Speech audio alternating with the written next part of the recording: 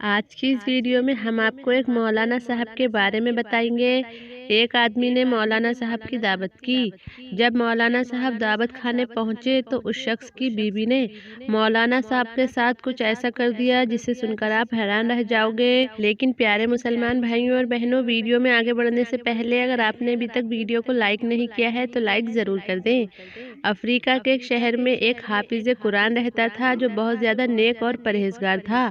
लोग इस आलिम दीन का बहुत एहतराम किया करते थे। हर कोई उनकी दावत करता और हर शख्स ये चाहता कि इस आलिम दीन को अपने घर बुलाया जाए।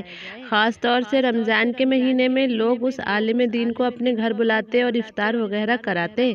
एक मर्तबा एक चाहने वाले ने रमज़ान के महीने में उस आलिम दीन को इफ्तार के लिए अपने घर बुलाया। उस आलिम दीन ने दावत कबूल फरमाई और इफ्तार के वक्त उस चाहने वाले के घर पहुंच गए।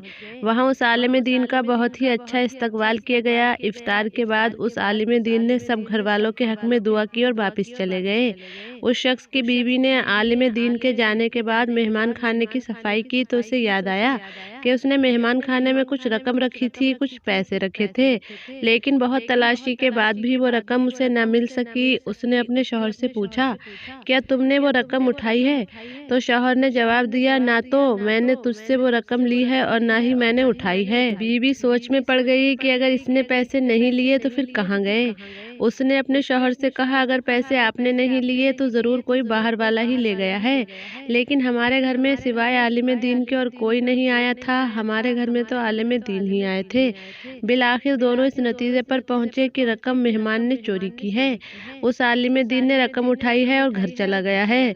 ये सोचते हुए उन दोनों के गुस्से की इंतहा न रही। उनको बहुत गुस्सा आ रहा था कि ऐसे कैसे हो सकता है कि हमने इतनी इज्जत और एहतराम के साथ उन्हें अपने घर बुलाया और उन्होंने ये काम कर दिखाया। इतना सब कुछ होने के बावजूद उस शख्स ने हया के मारे इस बात को छिपा लिया कि लोगों को क्या कहूँगा कि आलिम दीन मेरे घर से चोरी करके गया है। उस शख्स ने किसी को बताया तो नहीं, लेकिन उस आलिम दीन से दूर दूर रहने लगा ताकि सलाम दुआ न करना पड़े। इसी तरह 1 साल का वक्त गुजर गया और फिर रमज़ान का मुबारक महीना गया। गांव के लोग फिर से आलिम दीन की दावत करने लगे और उन्हें अपने घर में इफ्तार के लिए बुलाने लगे। उस शख्स ने जिसके घर चोरी हुई थी, उसने अपनी बीवी से कहा कि हमें क्या करना चाहिए, मौलाना साहब की दावत करें या ना करें? बीवी ने कहा, हमें भी मौलाना साहब की दावत करनी चाहिए। गलती इंसान से हो जाती है। हो सकता है मजबूरी के आलम में उन्होंने वो रकम उठाई हो, हमें उन्हें माफ़ कर देना होगा। कोई बात नहीं, अल्लाह हमें जज़ा देगा। ये सुनकर उस शख्स ने फिर से मौलाना साहब को उसी इज्जत और एहतराम के साथ अपने घर दोबारा बुलाया। जब इफ्तार वगैरह से फारिग हुए तो उस शख्स ने आलिम दीन से कहा, जनाब, आप जानते होंगे कि तकरीबन 1 साल से आपके साथ मेरा रवैया थोड़ा बदला हुआ है। मौलाना साहब ने कहा, जी हाँ, मैं देख रहा हूँ आपका रवैया तो बदला हुआ है, लेकिन ज़्यादा काम के चलते मैं इसकी वजह मालूम न कर सका। उस शख्स ने कहा, मेरा आपसे एक सवाल है और मुझे उम्मीद है आप इसका जवाब ज़रूर देंगे। मौलाना साहब ने कहा, हाँ पूछो। तो उसने कहा, पिछले साल रमज़ान में मेरी बीवी ने मेहमान खाने में कुछ रकम रखी थी और फिर वो रकम उठाना भूल गई और आपके जाने के बाद ढूंढने के बावजूद भी हमें वो रकम नहीं मिली। क्या आपने वो रकम ली थी? आलिम दीन ने कहा, हाँ, मैंने ही वो रकम ली थी। ये सुनकर वो शख्स हैरान और परेशान हो गया। आलिम दीन ने अपनी बात को जारी रखते हुए कहा, जब मैं मेहमान खाने से जाने लगा तो मैंने देखा कि टेबल पर पैसे रखे हुए थे। तेज हवा चल रही थी और नोट हवा से उड़ रहे थे, लिहाजा मैंने वो नोट जमा किए और उसे मैंने फर्श के नीचे इसलिए नहीं रखा क्योंकि आपको ढूंढने में परेशानी होती।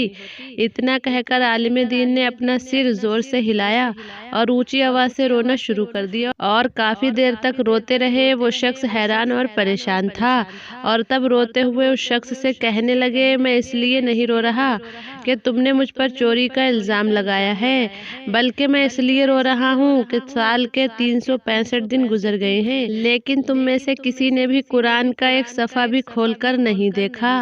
अगर तुम कुरान को एक बार भी खोल लेते तो तुम्हें तुम्हारी रकम मिल जाती।